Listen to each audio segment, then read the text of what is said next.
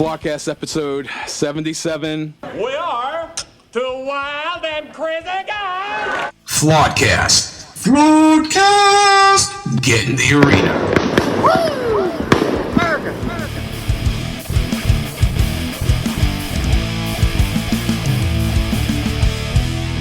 All right. Well, we're kicking this off this morning. This is going to be a lot different. Norm and Jason have bailed. flown the coop. They've flown the coop. So bombed and shipped. We'll just say good morning, and John and I are here. Good morning, Vietnam. And everyone else who's listening in the tri-state area. Oh, Shandy's listening. John brought the bacon maple donuts again, and she's All the bacon. salivating. Yeah, All she's the like bacon. salivating. Yeah. Norm is missing out this morning. Yes, the cream sticks are in good hands, fellas. Yes. We'll handle this. You go do your work. We'll handle the cream sticks. That came out all wrong. Yeah, that might be a blooper. It might stay in. Yeah, we'll say flip the coin. But anyway, so want to thank everybody for listening the last couple episodes. Actually, I want to thank everybody for checking out the vlogs. People have been really digging my vlogs lately. It's on fire. Yeah, apparently. You're So a fire starter. What was that song from the 90s? I'm a fire starter, twisted fire starter. But you can listen to us anywhere podcasts are. Flawedcast, Flawedcast Daily, Apple, Spotify, Google Play. We're on Rumble, doing well on Rumble. And YouTube, Flawed Inc. Our website's flawedinc.com, where you can find my daily Flawed vlogs. And we are on the Project Mockingbird social media, Facebook, Instagram, Twitter. Doing well on Gab, starting to pick up some more followers on Gab, so thank you. And we're on Parler. We're actually on MeWe. And Me and your aunt are on MeWe. yeah, I haven't opened it since I signed up for it. I don't know what my password is. So probably just password. yeah, 1, 2, 3, 4. Password 1. Yeah. Well, Apple makes it really easy for you. Now it'll hit the little tab and it reads your eyes and the whole Gates Society thing takes over and it just opens it for you, which seems really secure. So, That just chapter. it just creases you. Does that crease you? It just scares the shit out of me. Yeah. It's like every science fiction movie I ever watched growing up is finally being realized. And I just keep waiting for me to go start making my regular daily decisions, and then something will pop on my phone saying, "No, that's not what we're doing." I'll get in my car and I'm like, "I think I want to go to the deli." No, we don't eat meat. we What was that garbage we were seeing at Myers last night? Yeah, Billy and I did a little Myers run after our family dinner at our local establishment here. And Yeah. we're in the frozen food section where all the vegan stuff. John's This is the most worthless section ever created. all of a sudden John's like, God, look at all this worthless shelf space. Yeah, they could put good things like sausage and bacon in here and Cow, they pig. got And I made the observation. I'm like, if cow ever ate cow, then there would be none for us because even they would eat their own. It's delightful. God did a good job when he created the cow for the burger and the bacon, the pig. In the steak. Yeah. So. And you know what I say? Good for you, vegans. More for me. All right, as our tradition, we're going to do the Pledge of Allegiance. So how's Right hand over the left heart? or no heart in my case. No heart. But You're no heart, Lionheart. You got a speck of a heart, my friend. All right. I pledge allegiance to the flag of the United States of America and to the republic for which it stands, one nation, under God, indivisible, with liberty and justice for all. More God. More God, more God, more God, more God. Reminded me of a more dyslexic and slightly retarded version of Hall & Oates. Our Hall is a retard. Our Oates is a white. Our Oates is a white. Together. Well, So we really have no agenda, but we were talking about some interesting things beforehand. And my book is coming out June 1st, and it is about shameless plug. I like it. shameless plug. Yeah, but by the way, Where will it be available on? Are we allowed to talk about that yet? Yeah, I mean, it's going to be available on Amazon. Actually, you could, if you want to, go to your local bookstore and Barnes & Noble or where you can order books. You can order print on demand there. I'm sure I'll have a stack of physical copies. Or you have the physical. I know that means a lot to you. Yes. For folks, we'll let you behind the curtain. For those of you who don't know, Sir William really despises the whole streaming world and all things that exist in it. He is all about the physical, the tangible. He wants to smell the paper and the prints. He wants to actually have the DVD, which means he actually has a player. Blu-ray DVD, yeah. Which is impressive. And a record player and a CD player. And that's an observation that I made. I walked through my house, I'm like, I know I have one somewhere, because we were wanting to watch I Failed as a Father. We determined that I didn't let my teenage daughter who's graduating watch Office Space yet, which is a tragedy. Hello, Peter. What's happening? We have sort of a problem here. Yeah, you apparently didn't put one of the new cover sheets on your TPS reports. Yeah, she didn't even know what a TPS report Yeah, she is. didn't know what a TPS you report say that is. to her, Yeah, she has she's this like, cross-eyed look on her face like, huh? I'm like, well, I do have the DVD. Oh, what do I play this thing on? I'm like, I have failed. Maybe I should get her one for There you graduation go. grade. Well, she wants a vinyl player. So Okay, that's a well, thought. maybe we'll see what I can find. But the reason I do that is because I am the conspiracy theorist of the bunch, and this is a fact. Things are being digitally removed. You're going straight. Book of Eli is what you are. Well, yeah, because if you erase something online that's digital, there literally is no footprint of that ever existing. There's no way to get it back. Well, exactly. Literally, I have thousands of CDs that we're sitting in front of, and I do have like thousands of records and books and movies and stuff like that. But Run DMC over my right shoulder. yeah, the reason I do that is because when the fit hits the shan, I'm going to have knowledge, and you're going to be able to have things that have some sort of a traceable history that is existing in a third dimension, not just not just a streaming or. I applaud you for it because we know what happened, and history repeats itself. We know what happened in Germany where they burned books, they burned the Bible, they got rid of all this stuff. And for those of you who say that's not going to happen here, have you been asleep for years where they're tearing down statues? Right. They're getting rid of the cancel culture has gotten rid of like everything that we held near and dear as children. Dr. Seuss is somehow flagrant. It's already happening. So for those of you who say that it's not going to happen, well, it is. Wake up. It's already happening. Well, and even, I know I'll get flack for saying this, but like I really like Alex Jones. I really like InfoWars, and he made it.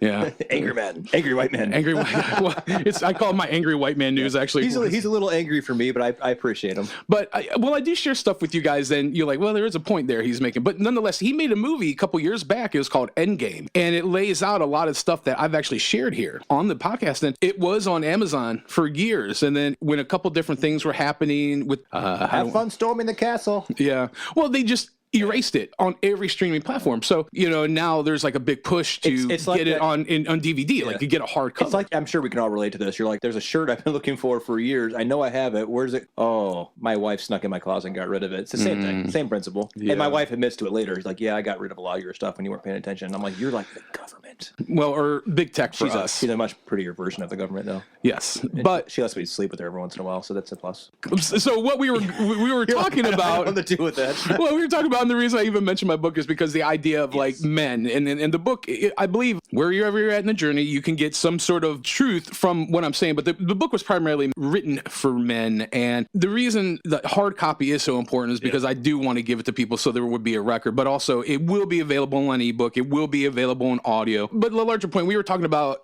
before we started here, and this might be a good jumping off point for those who just want to listen to our tomfoolery, is talking about the idea of men, manliness, and what that genuinely means. And John and I were talking specifically about the idea of prayer and communing with the Almighty. And I would say this, that from my perspective, that a lot of men don't, but I would also say that's a very subtle truth. A lot of men don't. Subtlety is not my I know my area. No, but you're absolutely right. I think the important thing is that I say this a lot, and this is when I make these bold predictions or I make these bold statements. It's not out of a place of anger or vengeance or wanting to piss people off. It's coming from a point of I've dealt with a lot of illnesses in my life.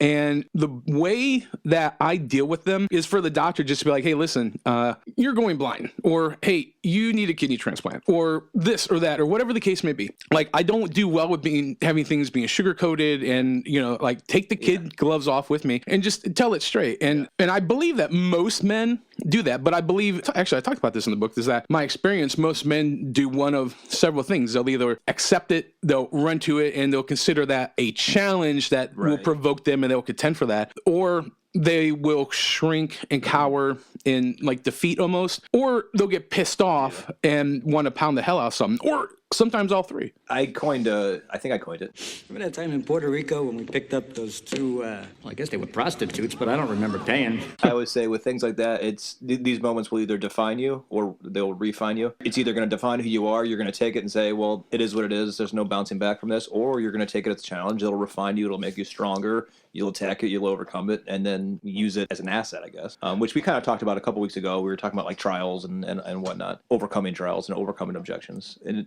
that all falls in line with that. But no, that's good. The one thing that we consistently do is always, we talk about history, we talk about spirituality, we talk about politics, but it's more or less the culmination of the three in the hour that we're in. Yes. And I genuinely think with everything that we've seen on a national, and I'd say international if you're really astute, spotlight, and this is honestly, it's so hard for people to understand this. There are forces at hand, and I'm not mincing words. I genuinely believe, and I know you and I are very much in step with this. Evil. Yes, forces at hand that are seeking to destroy, to cause division, to cause harm, to create issues where really no issues are for the sole purpose of conquest. Yep. Divide and conquer. Yes. And you present people evidence and you try to talk to people honestly and frankly and openly. Like one of my favorite rock and roll documentaries is called Rush, Beyond the Lighted Stage. And they were interviewing Neil Peart and he was talking about how he wrote lyrics. And he's like, listen, I just figure that our listeners are as smart as we are, if not smarter. So if I can get this, anybody can. And I genuinely approach people that way. Like I know a lot of people, they're good people and they project their goodness off on others. I don't suffer that luxury. What I suffer is thinking that people look at things logically and pragmatically like I do. The problem with that is that I look at something, I have to think three-dimensionally. I have to think like a chess player, like, okay, for example, right after the George Floyd, literally, I mean, it wasn't even 10, 12 hours. And then there was this shooting in Columbus, Ohio. There was a black teenage girl with a knife who ultimately came out. She was assaulting two different girls. Thank God that somebody's Ring camera copied that, because if it wasn't for that, we may never, While the girl was with the knife was assaulting the other, like teenage. Yeah. Like teenage girls. Yeah. And this gentleman's being villainized in LeBron, who, he put his picture. Infinite wisdom, yes. Yeah, put his picture and said, "You're next." Quite frankly, that sounds like a threat. It does. I don't know what kind of legal recourse there is. Right. Really? When you're in the petabolate. Well, it's a well-known fact, Sonny Jim, that there's a secret society of the 5 wealthiest people in the world, known as the Pentaverate, who run everything in the world, including the newspapers, and meet triannually at a secret country mansion in Colorado known as the Meadows. So who's in this Pentaverate? The Queen, the Vatican, the Gettys, the Rothschilds, and Colonel Sanders before he went tits up. Oh, I hated the Colonel with his wee beady eyes and that smug look on his face. Oh, you're gonna buy my chicken. Oh. Yeah, I guess there's no recourse for your actions. No. But the larger point being is that when I approach things logically and I try to talk to people like, so this whole thing happened with George Floyd and Derek Chauvin. You can think what you like, and that's fine. Then literally the next day this happens. And then later that same afternoon, I hear Biden talk about more executive orders infringing on our Second Amendment, which basically states shall not be infringed upon. I just think logically, like, okay, so if there's this seemingly one incident after another involving police, it could be skewed and it could be taken a couple different ways. And then you have the president making more unconstitutional executive orders against one of the founding rights and principles of this country. I can't help but just step back and think, wait a second. You're talking about removing police. You're talking about defunding our first line of defense in our society to help keep some semblance of sanity. Yeah. So if you remove the vanguards, that means that your individual safety, that your family's individual safety and well-being is on you. But if that is being removed from you, like this is how I process things. I think of Newton's third law. Formally stated, Newton's third law is for every action there is an equal and opposite reaction. This statement means that in every interaction there is a pair of forces acting on the two interacting objects. The size of the forces of the first object equals the size of the force of the second object. So apply that to this scenario. For every action there is a reaction, and if it's equal and opposite, and if these are agenda driven, if these are malice intended, I mean, clearly they know if I push this agenda, this is the reaction that I'm going to get from all the people who feel a certain way or think a certain way or move a certain way. Therefore, I will garner my ultimate conquest. I mean, it's very intentful, and I'll be honest, it's Satan. I don't think God's up in heaven being like, no. I mean, the devil comes to steal, to kill, and to destroy. Yeah. And right now, he's doing a great job of utilizing the U.S. government to get it done. I hope they don't bomb my house. The larger conversation I think that we really need to have and approach with people is if we can figure this stuff out, if we can look at this stuff, everybody. I I genuinely don't. We're not like scholars. I mean, I live in my sister's basement. I mean, no, but yeah, you're right. We're just opening our eyes. Right. I mean, really, the difference between you, myself, Jason, Norm, and a few others that we associate with on a regular level is that we said, wait, no, we did the whole Tombstone. No. No. Son of a bitch. No. No more. This is not right. We opened our eyes, we opened our minds, we opened our ears and thought, let's be pragmatic and let's use common sense to look at what's going on around us and think about it. Let's get outside of the matrix. I guess we've referenced that a million times. Clear the mechanism, kill the noise. What is going on? We're not reinventing the wheel. I know it seems really complex, but it's not. It's really easy. We always bring up history. So if you look at 1930s Germany, the Jewish people were villainized in regards to Nazi propaganda. Right. People also lost their right to defend themselves.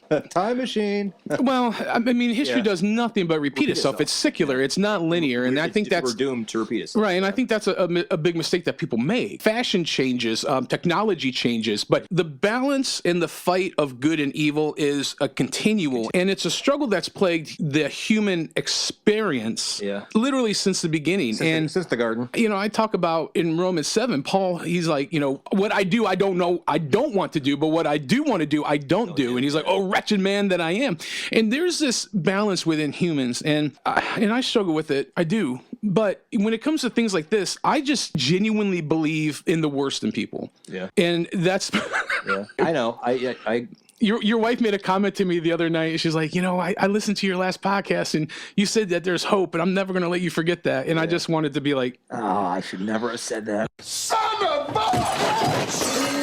No, well, ultimately, we wouldn't be doing this if there wasn't some sliver of hope, a fool's hope. Right. Yeah. A gentleman who I really have great admiration for and I look up to a lot, is his name's Keith Green. If you listen to his music now, it's awful. I mean, it really is. But he was a Christian musician who rose to prominence in the 70s. Like nobody's business. But. Yeah, very, very talented. And he had a saying that he's like, this generation of Christians are responsible for this generation of souls. And, you know, we always talk about, well, in the 70s, abortion was legalized, or in the 90s, prayer, whatever. We are charged with holding the line now. Yeah. And my best analogy I could say is like, you know, maybe we're Colonel Travis, or we're Jim Bowie, or we're Davy Crockett. We're one of those guys. Does feel that way, yeah. If I can insert whatever analogy, we're the 300 men, we're the holding up the fort. We're exactly the Benghazi experience. The Benghazi, yeah, thank you. But because I read the scriptures and I understand where we're going, which really does shape a lot of my worldview. However, if I read the scriptures and I understand, at least with my limited brilliance, what that is, limited being the key word there, yeah. I understand that in the flesh, in our earth suit, in this body tent, if you will, there is defeat. We are defeated in that sense, but like Christ, when that 12th hour came and the whole earth was dark, and when he said, it is finished, and then he passed, there looked like it was a defeat. It looked as if the devil and his hordes, if you will, those workers of iniquity, like it says in the King Jimmy version, they were celebrating. They believed that their greatest hour of victory had come. But in the physical sense, it had, and like with us, but in the spiritual sense, that was literally the promise of victory. And I always think of, in Star Wars, the real Star Wars. Yeah, the legit one, before Ryan Johnson got a hold of it. Or before Kathleen Kennedy got a hold of it, I should say. But Obi-Wan says that Darth Vader's like, can't win, Darth. If you strike me down, I shall become more powerful than you can possibly imagine. And there is a great element of truth to that, especially with us. Like, if you think killing me and removing me from this world is a victory of sorts, if anything, it's a very short-lived, because it used to be a favor, right? Like, where my heart longs to be is there. And we are strangers, we are aliens in this world, we're not home. Right. Most people I know that are spiritually acute, they always have a sense of uncomfortability. Like, I don't quite belong. And, you know, it's interesting. My mom passed away 10 years ago this week, and I was just kind of thinking about that and, you know, pontificating to myself. And it's like, I'm really glad that she hasn't been here. And I love myself morose, but I'm glad she just hasn't had to witness, like... She hasn't had to witness this the galley of fools. Right. Well, even in my life, like everything that's happened, it's hard for me to say, like, yeah, I wish she was here, because that means she wouldn't be where she is. Yeah. You know, and that kind of sucks, and that's selfish, but... No, I know I've had that conversation. That's the one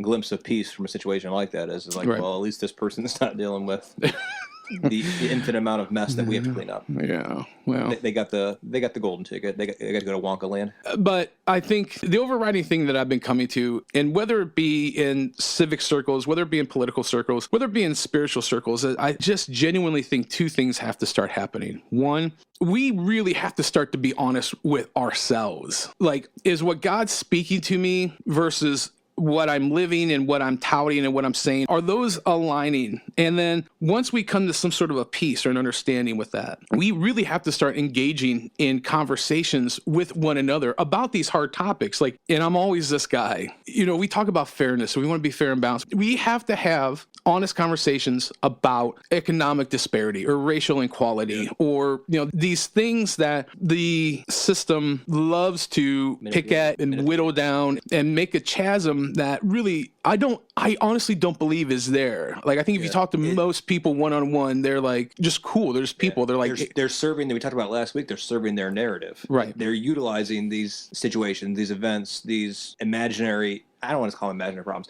Because honestly, there are issues, but the real villains is running free. The wrong person is being hung, so to speak, for what's going on. Because there is, like, we've talked about it, like the Democratic Party, by and large, the most racist party ever. It's a fact. Look it up. Is the one who's got their arm around the victim next to him and are next that are on the chopping block. Emotional, moral, or well, and that goes back to the American Stockholm Syndrome episode that we had. It's like empathizing and agreeing and then align with your tormentors. They set into motion all these events that have led to an entire racial group. They legitimately do have to fight harder because of the circumstances around them, but the circumstances were dictated by the same ones that they're getting in bed with. But until we honestly begin to address these things, and that's the other thing. People talk about equality, and I think we need to be specific about equality. Because there's a difference in equality of opportunity, which my belief is we live in America, and by and large, not 100% of the time, because you can't have 100% of anything anywhere, but by and large, more often than not, the equality of opportunity exists. It is the equality of outcome that this progressive socialist mindset is touting, and that's a fallacy. That is, pardon my French, is bullshit, because John and I could literally start at the same position, and we could be given the same opportunities and the same chances, and he and I are two completely individual, differently people, and I'm going to make a choice, he's going to make a choice, and it's going to put us in different places. That's not good or bad. It's comes down to personal accountability, which is what we talk about a lot. And it comes down to, this is the opportunity that was given. I'm going to, it's like, remember those books when you're a kid, like you'd read Choose Your Own Mystery. If you want to do this, skip to page 20 or, it's the same thing with life. It's like, okay, hey, do you want to go to college or do you want to go to trade school? Let me go to trade school. Okay. So you go that route, or you go to, the opportunities are there. It's just the individual outcome that make those decisions have to live with. And we should help each other. It's well, sure. If you want to, like, an analogy, it's like if we're going fishing, Bill and I can both take the same bait, the same stuff, go down there, and maybe Bill's a better fisherman than I am, so his results are better. That doesn't mean that the opportunity isn't the same. We both have the same exact equipment, the same exact opportunity. He's better at fishing than I am, so naturally he may draw in more fish than I am. That doesn't mean that I suffered a disadvantage. Now, as Bill, as my friend, would he try and offer me wisdom, nuggets? Would he try and give me assistance? Sure. Because we're friends, we do that, and that's the way it should be looked at. Instead, you don't say, Bill, I'm sorry, we're going to take your tackle box, we're going to take all your string away from you and give it to John, who doesn't know what he's doing, because that's what's fair. We have the same ability. The river's the same. The fish in the river are the same. What we are taking to fish is exactly the same. Right. The only difference comes down to personal wisdom or personal choices. And yes, honestly, where it starts was the onus would be on me to figure out what I'm doing. But that doesn't take away the burden, I guess, so to speak, for the other group would be just a burden of being a good human being, a good fellow citizen. And I don't think that's a problem. I honestly don't think that's the problem that the society wants to make a thing. By and large, most people that I associate with, almost everybody, are good-hearted, kind-hearted people who would be more than happy to help somebody out. But it comes down to this. It's a simple saying. You give somebody a fish, they eat for a day. You teach them to fish, they can then fish for the rest of their lives on their own. Eat for a lifetime. So we can't just be handing things out and expecting that to make real critical change in our environment. Yes, we do have a responsibility to try and assist our fellow man. Whatever happened to Am I my brother's keeper, huh? And when it comes down to things like economic disparity and things like that, it really does suck. But again, this kind of ties back to the real villain in the situation is the one who made that entire social class so dependent upon the government for everything, and that's what we have to if we're going to teach them how to fish, we have to get rid of the fox that's in the hen house right now. We have to clear that out, and if we don't clear that out, it's never going to work. You know, it's like the tragedy we were just talking about, like with the police officer shooting the 16-year-old girl. Like, nobody in their right mind is going to celebrate that. No, someone died. Once again, because how my mind works. What prompted a 16-year-old girl to start attacking two other girls? With a knife. Yeah. When I was a kid, I used to get in fights all the time. You know, it reminds me of that scene in Friday when, you know, Ice Cube's dad's like, You know how it is around here. Oh, no, son, that's not the way it is. You kids today are nothing but punks. Sissified. So quick to pick up a gun. You're scared to take an ass whipping. This what makes you a man. When I was growing up, this was all the protection we needed. You win some, you lose some. But you live to fight another day. There's a great nugget of truth in that. Elevation of anything always causes escalation of everything. So when this person, you know, when she started attacking and stabbing people and putting their life at risk, there was only one or two outcomes. Yeah. And what people I don't think are looking she's at... going to stab a fool or she's going to get shot. Right. And what would have happened? Either way, someone in that situation, based on the decision that girl made, someone was going to lose their life. Meaning that she would have either stabbed that girl and she very likely could have passed away. Or, yes, I'd say they lost their life or at least been seriously injured. Yeah. And then there was another girl that she was arguing with. So who's to say that she didn't go back to, you know, I mean, there's so many things, but for every action, there's an equal and opposite reaction. Right. And in that scenario with the police officer, if he doesn't pull his guns, and we're getting to that point because of all these scenarios that have played out where police officers are going to quit or they're going to be a little bit more hesitant to pull the gun. Right. And when they get hesitant the next time, well, then the police officer dies. The girl stabs two people and then turns on the cop. And at some point in time, this is the only inevitable outcome, is if we don't correct the root of the problem. We keep dealing with these symptoms, but we're not dealing with the root. The root of the problem is, why did the 16-year-old, like you said a few minutes ago, why did she get to this point? What was it that led her to get to the point where she's walking around with a knife trying to stab people? That's where we got to fix the problem. The problem starts in the home, the nuclear home, which, by the way, is decimated. The nuclear family. Yeah. The nuclear family is decimated. It's a joke. There are so many privileges and entitlements, governmental-wise, to a non-nuclear family. Oh, yeah, it's very incentivized. It's very incentivized. When it comes, like my daughter is getting ready to go to college. She could go to college for free almost if my wife and I would just divorce. Mm-hmm. There's no logical explanation. It's ludicrous. It's absolute insanity.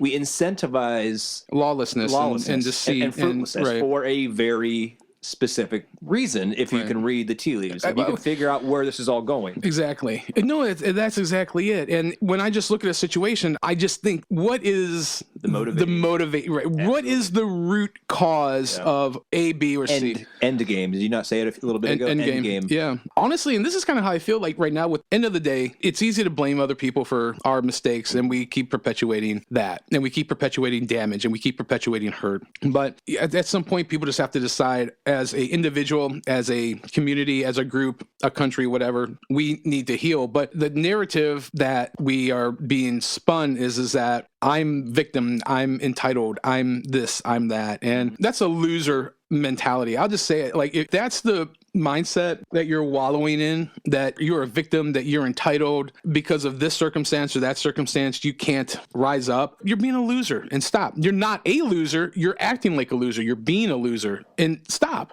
Now, you lost back there because you beat yourself. You let yourself get beat. I know you can do it.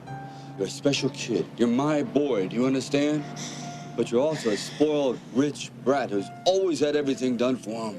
Now it's time to do for yourself, Mike, and you can do it. Because I'm telling you, the world meets nobody halfway. Do you understand what that means? If you want it, Mike, you gotta take it. Do you hear me? You gotta take it. Go in there and try. I know you can win. But even if you don't, so what? So you lose. As long as you lose like a winner, it doesn't matter. Because you did it with dignity. That's where it all starts. Like, if the parents of this 16-year-old girl could have done some self-examination and realized that, you know, maybe we're not doing the best job of, well, this particular girl actually was an orphan. Well, she was in a foster. She was in a foster care. But the funny thing is that, and the reason why the body cam footage was released so soon is because she came out and lied and said that this was another incident police brutality, unnecessary force, and then the CNN, the New York Times, other mainstream media, which don't listen to that crap. They're blatant liars.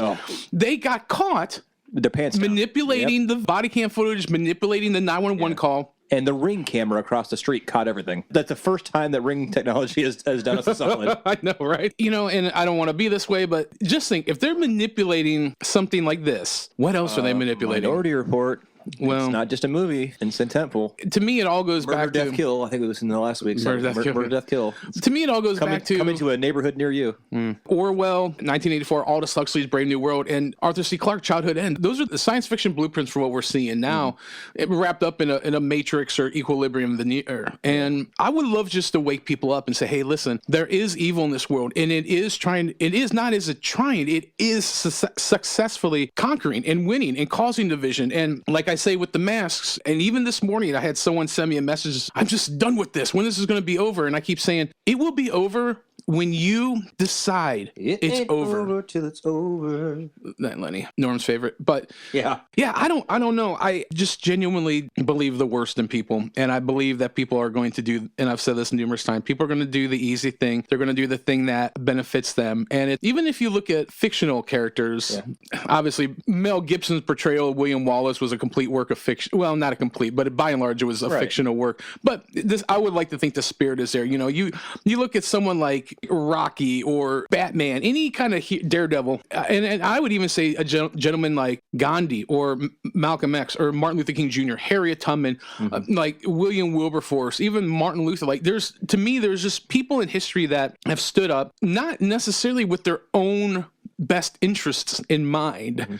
And well, you mentioned William Wallace. I mean, we kind of talked about a little bit last week. The scene that I love to death is when he said, "I'm going to go pick a fight." Do you think that ultimately he didn't have some sort of an idea where that led on a personal level for him? I'm guessing that character probably knew to his own end, this is probably the end of me, but this is what's needed for the betterment of our entire nation. I'll give you the best example ever.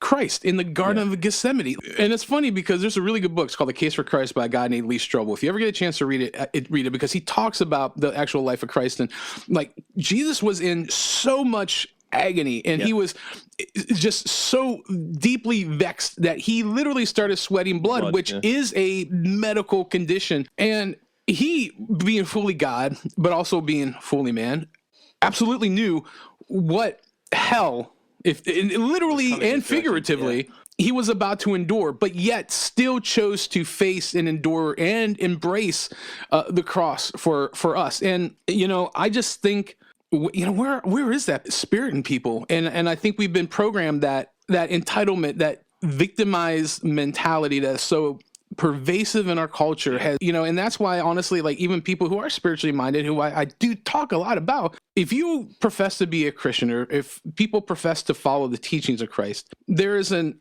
idea that following his example, or even the idea of Christian, means little Christ. It means Christ-like. That idea of self-sacrifice and self-sacrificial living, so that in John 15, the greater love has no man than this, that he would exchange his life for his brother. And it's just like, okay, what does that mean for us? Like for us, like we were having this conversation, it means going to a prayer meeting is like a huge sacrifice, or, like being a part of a group that is going to help do this or do that, or like literally just giving a hand to somebody, like anything. And I hate being inconvenienced. I loathe being inconvenienced, but I understand that that's a part of me that needs to die and needs to be pruned. You need to prune that part. Yeah. So, but I don't know. That's about all I got to say about that. All right. Well, I think it was a solid experiment we had here. It was. I mean, I don't really know what we talked about, but it was. We talked about a lot, and very little all at the same time. A lot of, like to quote Alan Jackson. A lot about living and a little about love. A lot about living and a little about love. All right. Well, hopefully Jason and Norm will be back from the ship. At any rate, well, we do want to thank you guys for paying attention, if you did, or just turning off or whatever. If you've gotten this far, then God bless you. If we ever get T-shirts, we'll give you one. Just let Johnny know. But you can find me on MeWe. Big Johnson. What the hell was I going to say? I don't know where we're going from there, but yeah. Anyway, so thank you for listening. Make sure you subscribe anywhere you can listen to podcasts, Flawedcast CLE, Apple, Spotify, Google Play. We're on Rumble. We're on YouTube, Flawed Inc. Our website's flawedinc.com. You can catch my daily Flawed vlogs, my book, Smith's Heart of Man Repair Manual, June 1st. Get your order in now, I think, or just send me a text. Let me know you want one, and I'll put you down for 10. So Where would Tina Turner be right now if she'd rolled over and said, "Hit me again, Ike," and put some stank on it? All right. I don't really know how that's applicable. I just wanted to hear it. We'll fit it in. All right. That's what she said.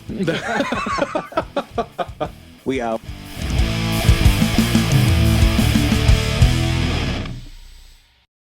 Yeah, your mic's not on. Is it on now? Yes. Can you hear me now, big guy?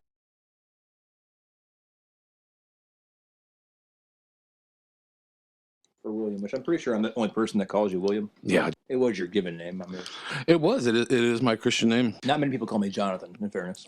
Only Dunkin' Donuts knows me that by that name. And even they're like, Jonathan? And I'm like, yeah, that's me.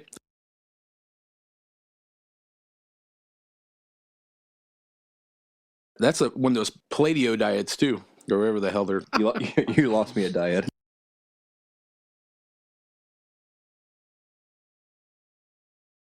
This would be a good experiment. Shandy, what should we talk about?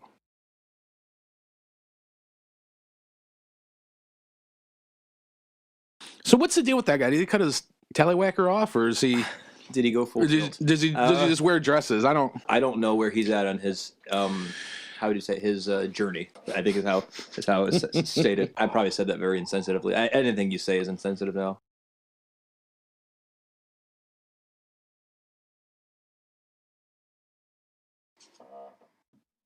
That was the chair, not me.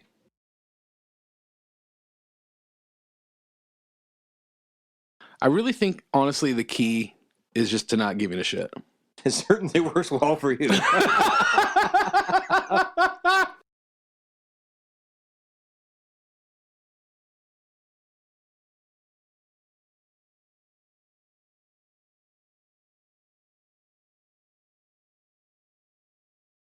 We're recording right now. That's why I'm calling. I had a good point going. Well, I am sorry to interrupt. I'm stuck up here in mothership. No.